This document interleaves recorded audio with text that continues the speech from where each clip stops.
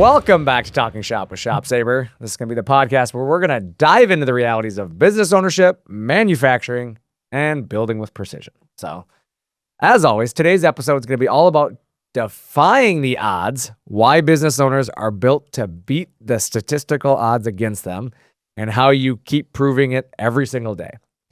As always, I'm your host, Brandon Bombardo, and I'm here with Nick Peters in all of his many personalities. Hello. How are you? At the beginning, I thought you were going to say, this is going to be finally the good podcast. No. Or finally a good podcast. No, we're not there yet. We're still episodes away from being good. I mean, it's like 212 of these now. We should be somewhat knowing what we're doing. Should. How many do you think we're going to get to? You think we'll get to 500? Maybe. Will you keep me here that long? Stay tuned. Breaking news. That was good. I did notice that Curtis had a blue shirt on today, so everybody's safe again. It's not black. It's not Black Shirt Friday. So ridiculous. The HR guy does not wear a black shirt just so he could get rid of you. I know, but it's hilarious. It's and I say it to him every Friday, and he laughs every time. Yeah, because he has like 4 shirts and one of them's black. So he's bound to wear a shirt that's black once a week. And then you call him out for getting ready to fire somebody because he's wearing black. And then we get to 5 o'clock, and he's still smiling wearing his black shirt. And I'm like, oh, great day today, huh? You're ridiculous. Unbelievable. We got to draw them in. You want to keep? Yeah, draw them in. That's what you're doing. They're running away. See, now they're waiting to hear what they're going to hear next. Yeah, they're like, oh, Lord, this podcast is going downhill What fast. personality is coming out next? Yeah, wait for Nick's next personality. It's actually, he's going back to being one leg again. Couldn't walk into the podcast room today. I definitely walked, but I don't think I could run. Not that I do a lot of running. Speaking of running, if you're running a CNC shop, you're doing things properly. you're doing it right. No, but really, sorry, I had to. I'm terrible. Okay. Anyways, let's talk about statistical odds for a second, okay? I think like 1 in 100. Yeah, 1 in 100. Any small business, that's running right now, they're already doing something that most people won't do. Start a business? Yeah, start a business, right? And you took that gamble on yourself, and that's really what today's about, is that the odds that say you won't make it, right? The stats that say you should fail, really, right?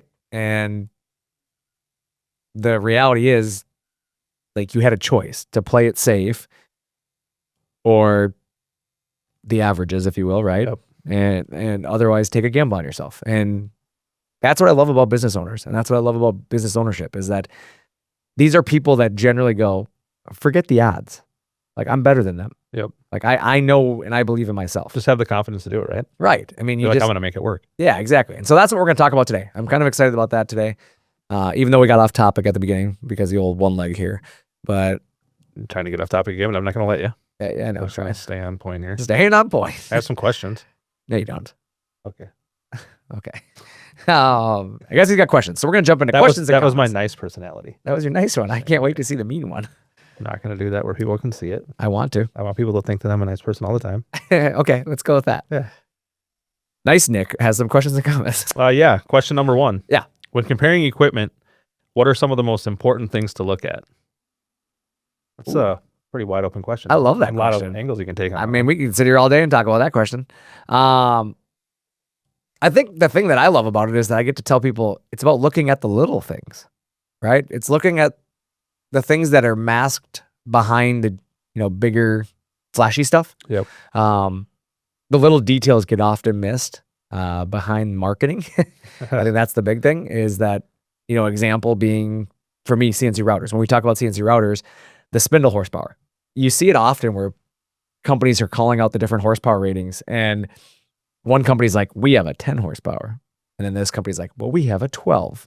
However, and you're like, oh, cool. The 12 horsepower is more powerful. So that makes it better.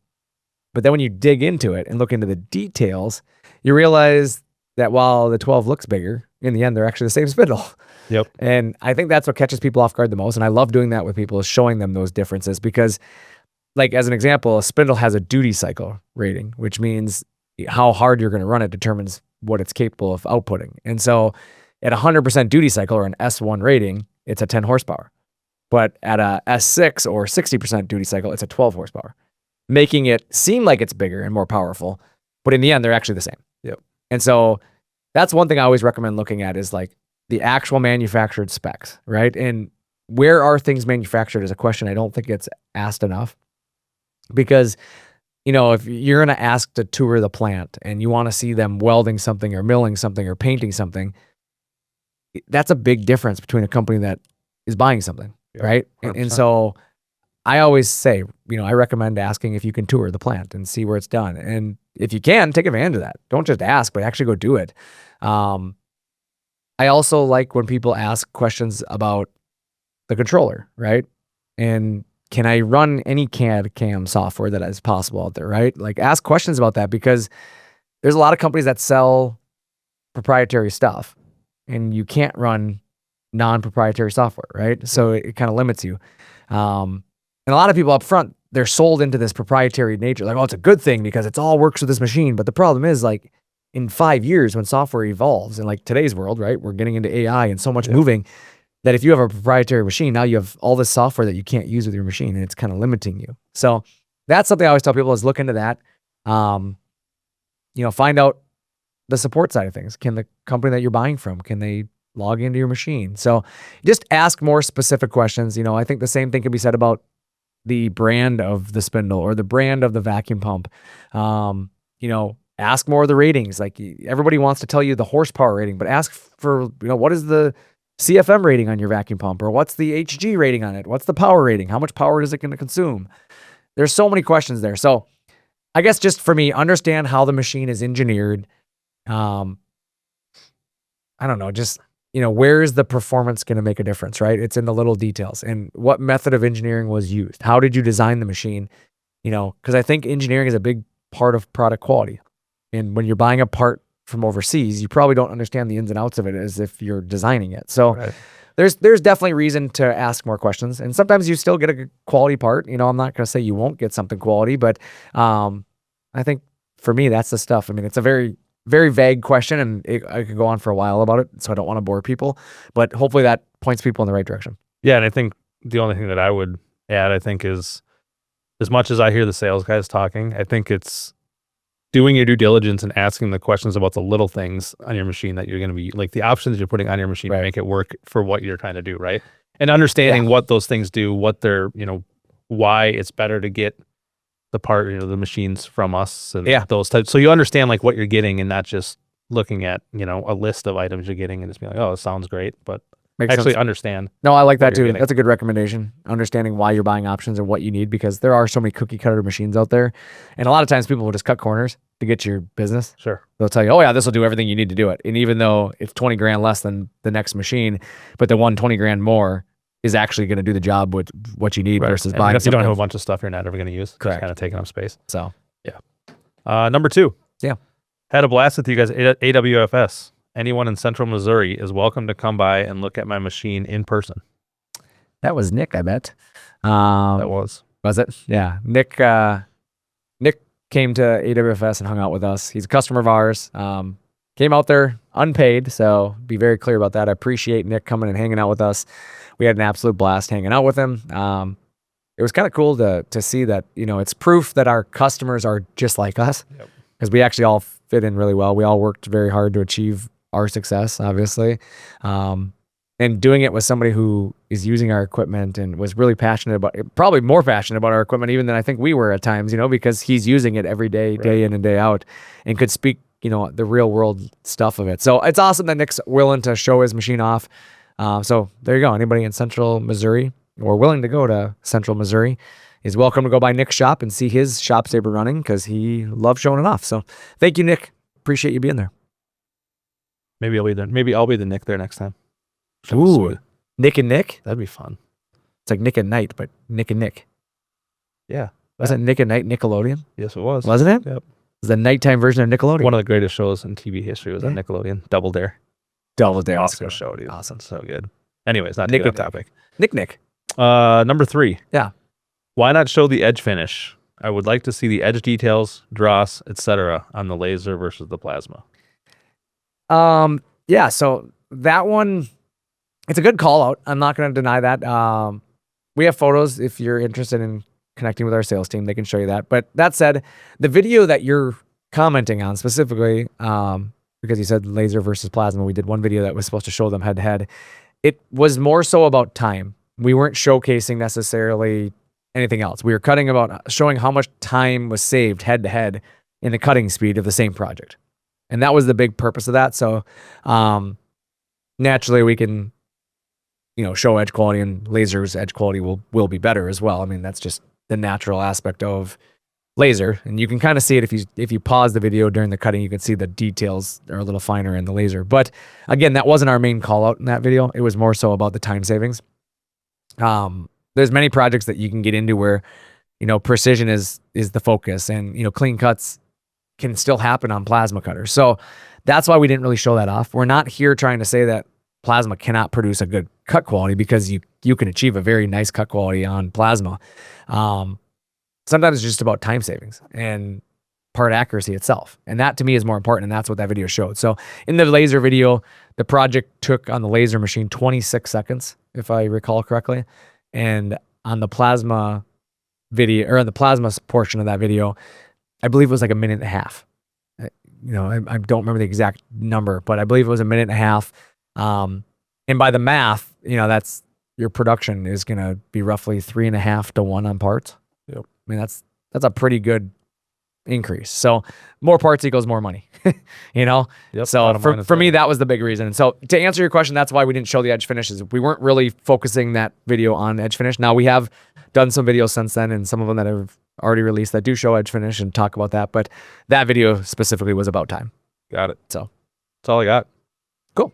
Well, I appreciate everybody reaching out. As always, send your questions and comments to us. We will do our best to get to all of them. If not next week, we'll get to it the week after. And obviously some weeks we just get more questions than others, so I can't answer them all, but I will do my best to get to them all over time. So perfect. Appreciate you guys. And as always, keep sending them. So back to this week's topic now, right? I thought you were going to say, as always, thanks for Talkin Shop.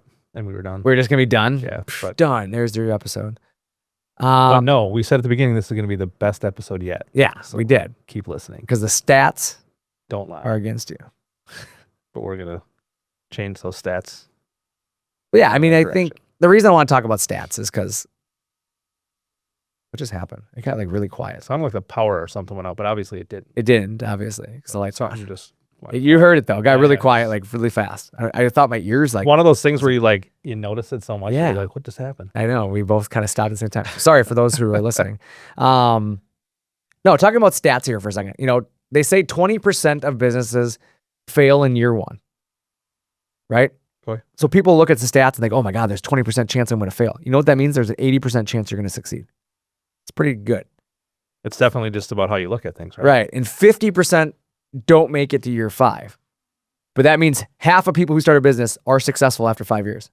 So to me, it sounds like with those first two stats is that you're still on the right side of positivity. The odds are in your favor if you actually want to look at it. And, only a tiny fraction scale past that though, and that's really where people start to kind of stumble, is the truth is the odds don't apply to the ones who refuse to quit. It doesn't matter what the odd is, right?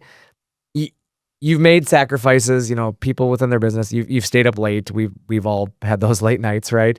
You've put your name on the line. I mean, it's something that comes along with owning your own business. I'm going to be honest, that already separates you from most people.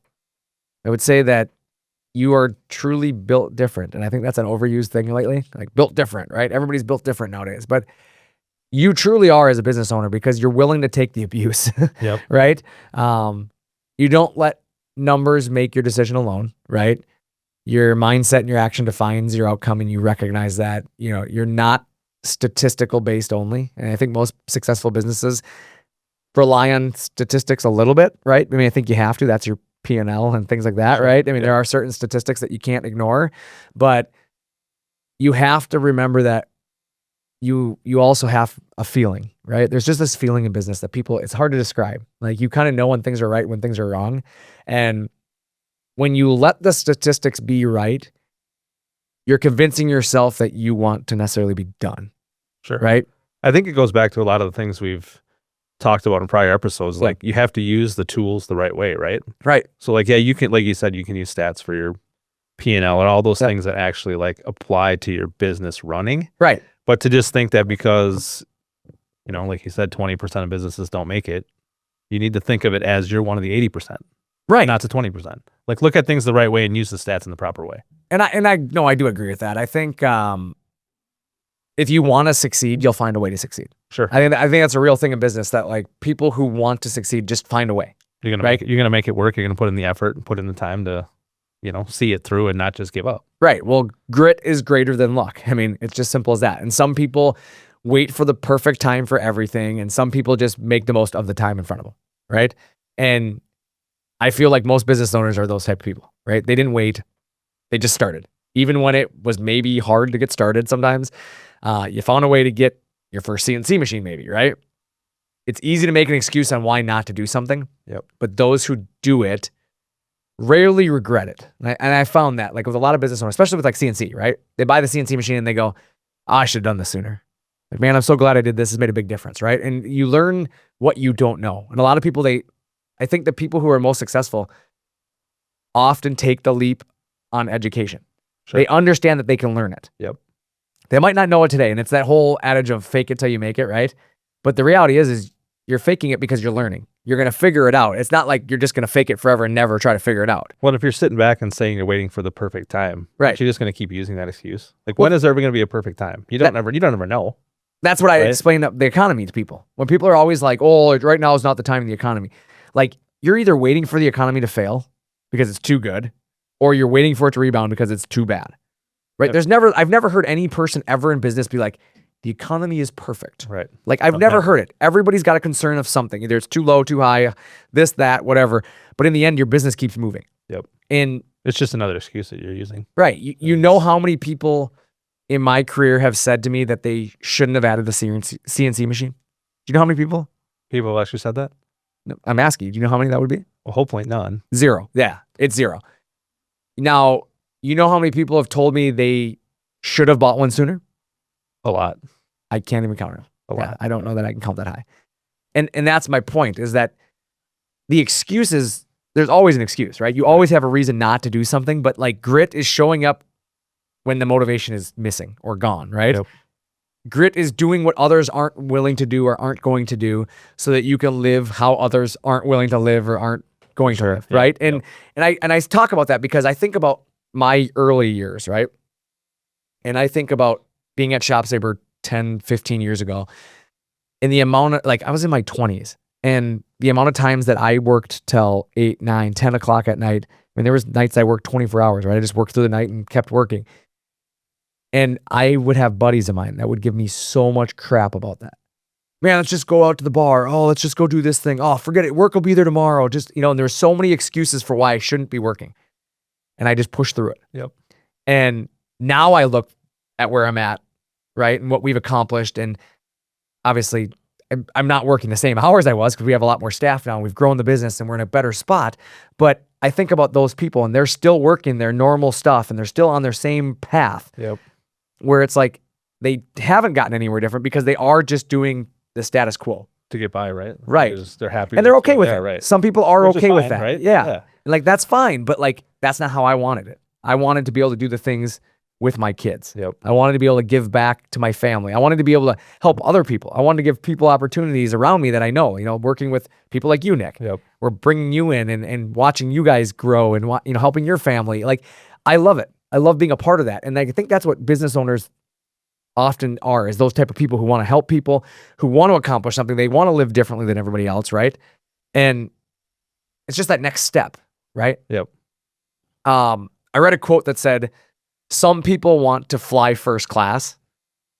We want to own the plane. I like it. And it's kind of the truth, like, Yeah, about yeah. a business owner, right? Like, some people, they want that first class ticket, and that's what they strive for. And then there's these people who are like, I want to own the airplane, right? I want Next level, yeah. yeah, like I don't ever want to own an airplane, for the record. Sounds like a lot of maintenance and terrible. I don't want to deal with it. But the principle is there. You that, could always like, you could have a guy to do it for you. right, I'm sure. That would just cost you more. But I mean, I think this is the definition of business ownership, though, right? 100%. Like, you do things that others don't do for the chance to do things that they can't do. And that's where, like, this episode's really about, that is reinforcing yourself that you did things for a reason, right? And I think there's a lot of people listening to this, and there's probably, even if there's 5 people that take something away from this episode of, I'm doing the right thing and I'm going to keep moving. Like, that's what I'm hoping for. It might not be a plane that you're after, right? But it might be breakfast with your kids every morning. Right. Yeah. It might be lunch with your wife every day, right? It could be never missing another sporting event in your entire life. You get to go to every one of your kids' baseball games. Whatever that looks like, right? Business ownership is a sacrifice in many ways. So don't get me wrong. Like a lot of people think business owner is this like, oh, it's this glorious thing. You get tax write-offs everywhere. And like, like it's just ridiculous. How many people think that like by being a business owner, you're just automatically rich, right? Yeah. Like the reality is you're probably under more stress than anything else, right? Like But you might be successful, but everything that goes along with getting there and keeping it at that level, like it's not just all right. glory all the time. Like, Right. You're still putting in that hard work, the effort, like going through those struggles of making sure that things, stay where they are, right? It's a sacrifice Like you make over it and over. doesn't just get to that point and then just stay there with no work. Right. You're still Correct. grinding the heck out You're of never yourself. at that point where like, we made it. Yeah, right. Like, it's just never. You're always like, Kick back in the recliner. are we going and to fail talk tomorrow? Yeah. Is tomorrow the day we fail? You're always Like, wondering. Like, yeah, like you're always worried, right? So, but that means that you're doing a good job though, right? Like if you get to the Right. point where you feel like you can just kick back and let it go, you're not doing it right. Right? Maybe. I mean, I don't know. I don't I've never think been so. there. No, but you know what I'm saying though? Like if you get to the point where you feel like everything is as good as it can be and everything's just going to take care of itself and you can just kind of kick back and let it happen, Yeah. is it really going to continue to happen? I guess it depends how good your managers are at that point, right? I suppose, but yeah.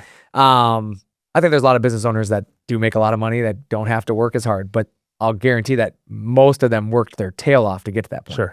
And I think the biggest thing I can take away from it all is that betting on yourself is the smartest investment you can ever make. Absolutely. Like you can invest in a lot of things, right? Stocks will rise and fall. That's a given. The economy's going to shift. There's going to be good times and bad times. Competitors, hell, will come and go. You're going to have new competitors next week and you'll have competitors that you had that are going to disappear, right? Things happen. But investing in yourself or in your skills, your work ethic, your equipment, your customer experience, whatever, right?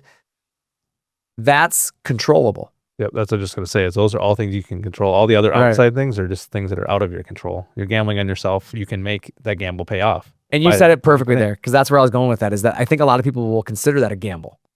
But to me, it's not a gamble anymore. That's an investment. Sure. Yep. A gamble is something where it's left to chance. And you have no control. There's no control and it's a chance, right?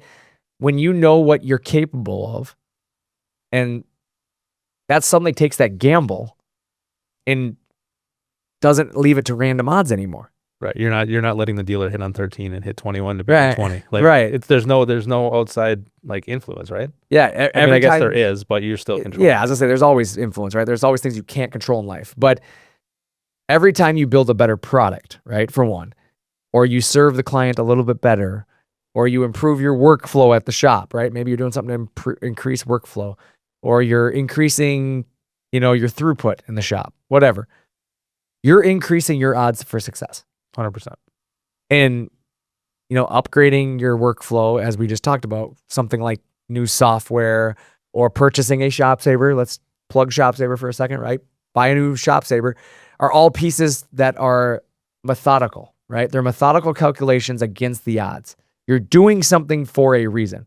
And a lot of times you're buying the CNC machine because you're paying somebody anyways to do that work, whether it's manually doing it or outsourcing, but it has an already established cost associated with doing that. Right. And therefore you're just moving the cost from somebody else to myself. Yep. And I think that's where like getting into these things and people look at it as like, oh, well, the software cost me 10 grand. One time. Yeah, that's my thing is like, how many jobs do you have to do before you've paid that software off now and it's worth it? And I don't think people look like at big enough of the picture, right? Like, yeah, you spent all that money on that software as the example. Right.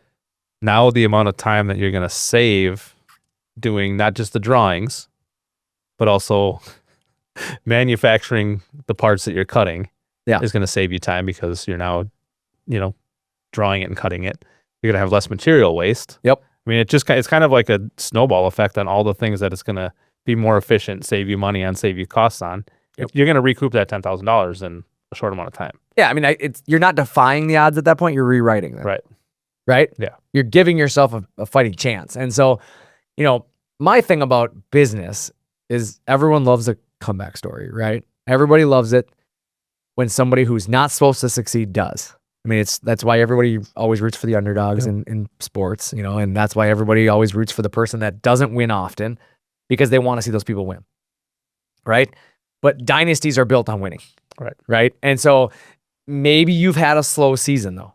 You know, maybe you've had a deal fall through, or, you know, your biggest client maybe pulled their job back, right? Something happened. And it's easy to, you know, to say, oh man, we're in trouble. Oh man, this isn't going to be right. But hell, maybe you had, you know, something even worse. Maybe you had your car repossessed, right? I mean, that's a real thing. Maybe you couldn't pay bills at one point.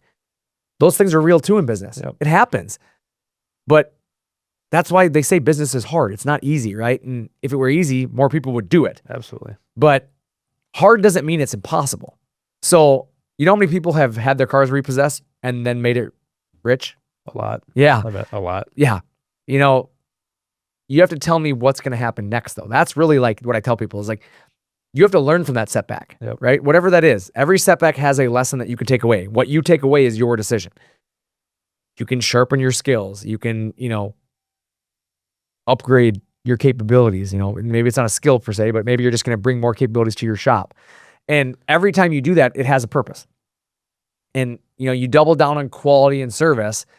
You look at how you can make a difference really in people's lives, and you can come back stronger. And so just because you had a bad month, or you didn't pay your bills that one month because the business was slow, or you had your car repossessed, doesn't mean there's never going to be another win again. Yeah, it definitely doesn't have to define you, right? Yeah, or your business or whatever you're doing. Like, in fact, I think wins after a tough loss are always more rewarding than a win after a win. Absolutely, because it shows you that you can do it, and that just because that, you know, one bad month happened, that it doesn't have to be what it is. Nobody wants to hear you tell a story about how you won every month. Right.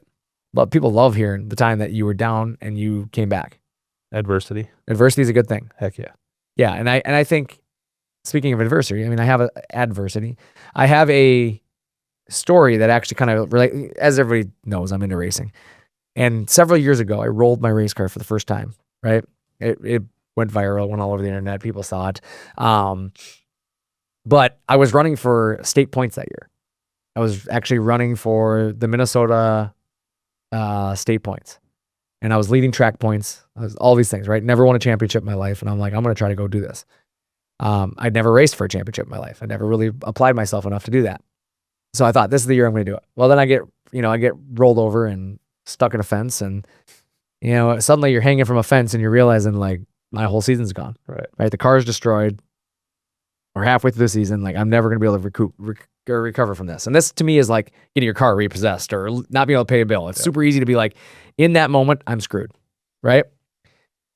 They're taking my car out of a fence with a tractor, mind you, while I'm thinking about all this stuff. And I get the car back to the pits, and everybody's looking at it and they're like, oh man, it's junk. It's junk. Oh man, it's so bad. Like, and everybody's just like reinforcing what the world wants me to believe, right?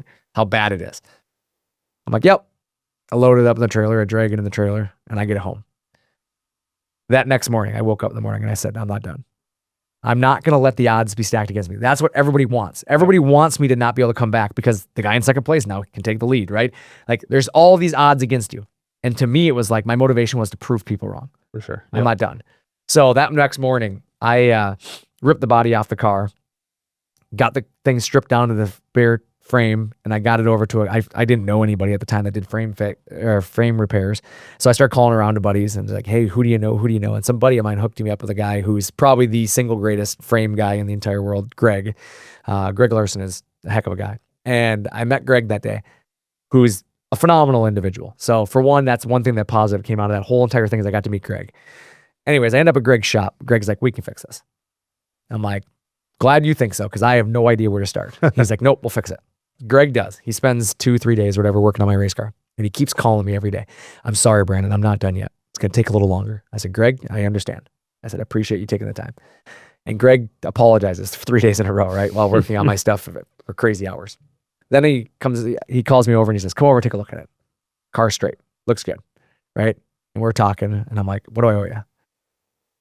Wasn't nearly enough, right? Guy gave me a deal. He knew I was in a rough spot. So, paid Greg. I get the car home, and I thrash on that car for the next 6 days straight, right? And all week long now, I have to come to work. I'm going to ShopSabre every day.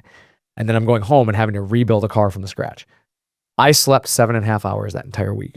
That entire week, total time sleeping was 7.5 hours. But we had to race on Friday night. I got the car back together on Friday afternoon, with some help, some friends. But I did. I took the only time off of work I took was 3 hours. I left at noon that day, and we got the car together, got it loaded up in the trailer, and got up to Princeton that night. And everybody was blown away, right? Because I have this car up there now that is just completely back together, and and it looks the same, right? It looks like, oh my God, you built a new car already? I'm like, nope, that's the same car I rolled. And people just like were astonished that I got this car back out there.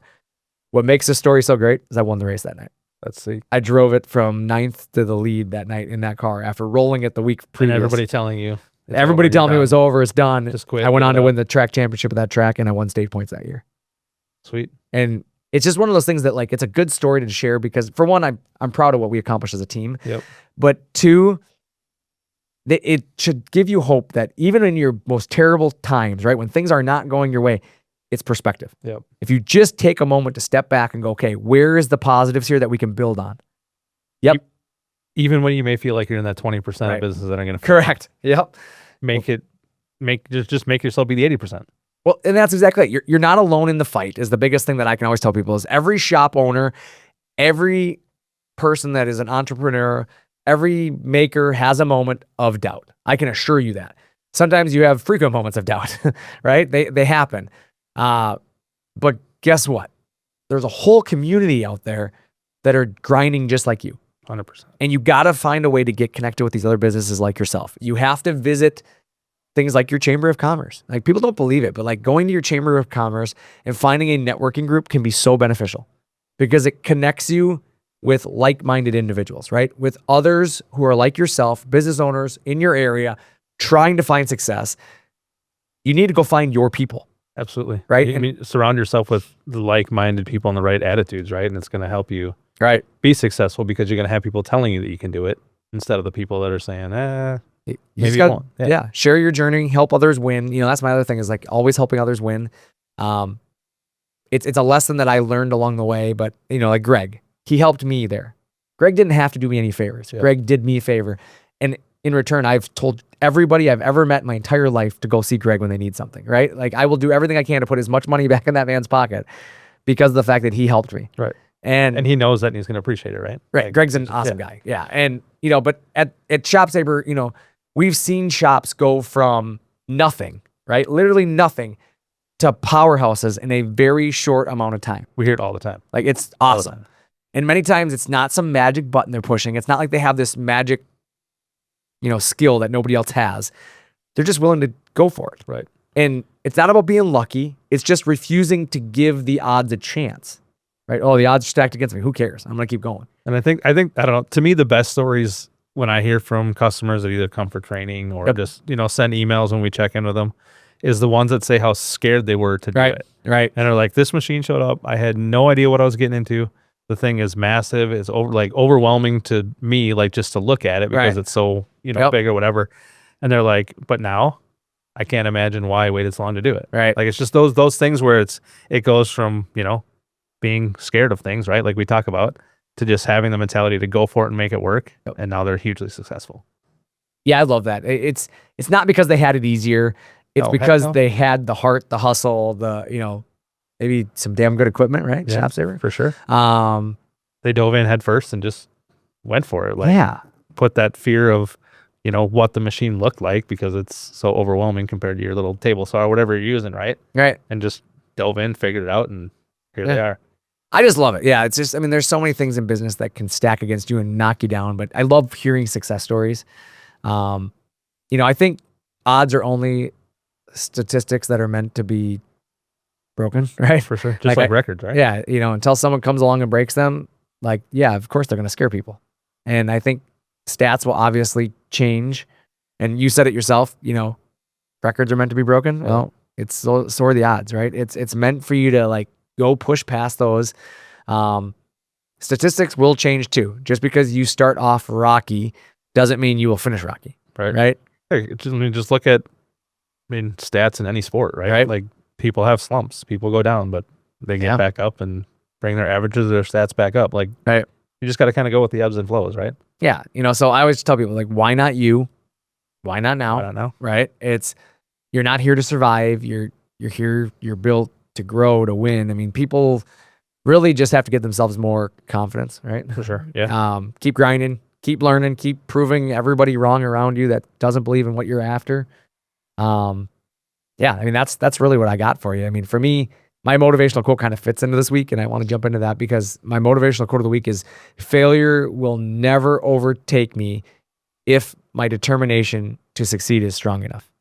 And it's the truth, because failure can't overtake you if you're always willing to say, you know what, I'm going to keep going. Right. You might fail, right? You might fall down, you might stumble, but do you really fail if you're not quitting, right? Just keep going. Like, yeah, okay, maybe the first business idea didn't pan out. Doesn't mean that you aren't meant to be a business owner. Which I always get back up, right? And right. Take another swing at it. Yeah. Chumbawamba said it. Who let the dogs out? No, weren't they the ones that said, I get knocked down? And I get, Yeah, wasn't that it? Yeah. That was a great song, actually. I was like worried that They're never going to keep me down. Yeah, that one. Yeah. If I had music right now, I'd play it. That'd be sweet. That'd be like I was going to try to sing it, but I can't remember the words. And not really you were doing great. Greatest Did a singer. great job there. And Alex likes to make videos of me when I do stupid things like that. So I'm not going to give him the pleasure. You make it easy sometimes. Sometimes, maybe. But yeah. But yeah, no, I mean, in all seriousness, hopefully today's episode just gave you a little bit of motivation to keep moving forward, take that next step. There's no secret here. There's no secret sauce, no special button. I don't have any button in front of me. I got to push and make magic happen, right? Like, just keep going.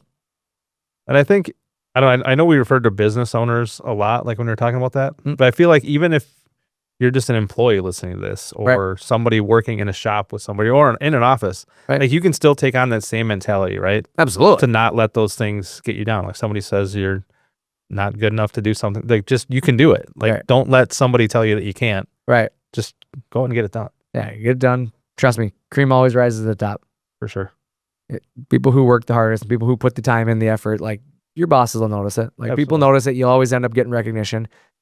If you do the stuff other people aren't willing to do, you will always stand out. 100%. And that's business owner. And don't be afraid of making mistakes, right? We're all going to do it. We all just learn from them. We make and be better, because we do it every day. Just be better. Right. I mean, it's true. It's true. It's the truth. Like people don't like hearing that, but just do better, right? Like every single thing you do, you can do it better. Just keep going. So yeah. Anything you got left? Did I miss anything today? No, I'm ready for a nap. I'm ready for a nap too. We're not going to do that though. We got work to do. We got work. We're going to crush it. It's only Tuesday. Gotta keep going. If I'm going to take Thursday and Friday off like I'm planning to, I need to work today and tomorrow real hard. Wait, what? Oh, we'll talk about that more now. Well, apparently we're going to talk about that offline. I'm just kidding. I'm going to be here every day. Good. I like to hear that. We have training this week, actually. Oh yeah. We do. Tomorrow.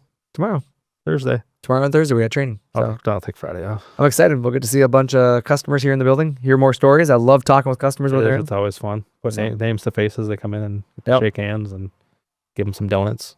Feed them some lunch. Donuts are delicious. And then watch them learn all their stuff and be amazed at all the things they learn. It's fun. I love it. I just like meeting the people. Yeah, no, I agree. It's cool. Just another benefit of owning a shop there. You get to come in and check this place out and have some donuts and hang out with me. Hang out with Nick. Yeah. I know that was probably not a good benefit to owning a shop. It definitely is. You're selling me short. Just saying. Well, as always, thanks for tuning in to Talkin Shop with ShopSabre. I'm Brandon. And I'm Nick. Until next time, keep talking shop and keep defying those odds.